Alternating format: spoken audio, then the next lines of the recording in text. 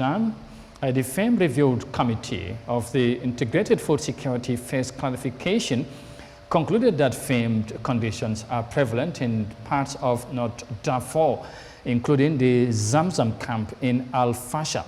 The Famine Review Committee of the Integrated Food Security Phase Classification, of course, concluded that famine conditions are prevalent, of course, in other parts of the country as well. Now, the review of the recent IPC analysis was conducted by FuseNet and the Sudan IPC Technical Working Group, and our reporter Sasun Cham has the details.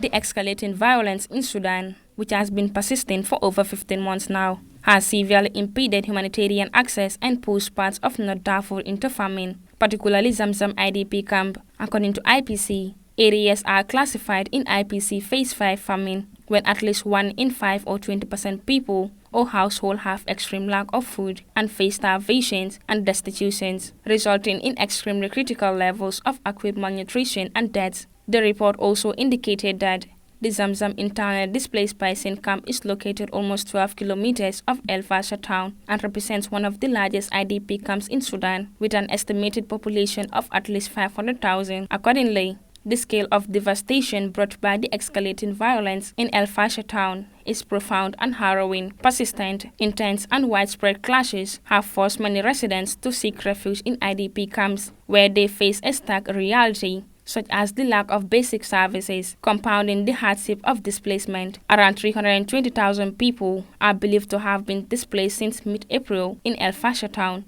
Of them are believed to have moved to Zamzam camp in search of security, basic service and food since mid-May. The camp population has expanded to over 500,000 in few weeks, IPC said. Meanwhile, restrictions of humanitarian access, including international impediments imposed by the active parties of the conflict, have severely restricted the capability of aid organizations to scale up their response efforts effectively. These obstructions, according to the IPC report, have critically hindered the delivery of necessary aid and exacerbated the food crisis, driving some households into famine conditions. As with many famine, there is a multiple sectoral collapse, and human needs for health service, water, food, nutrition, shelter and protection are not being met. As the situation deteriorates, the UN World Food Programme is rapidly scaling up its emergency response to save more lives in war-torn Sudan. The World Food Programme is also increasing the amount of assistance while identifying innovative and effective ways to deliver immediate assistance to millions of people across the country and in hard-to-reach areas.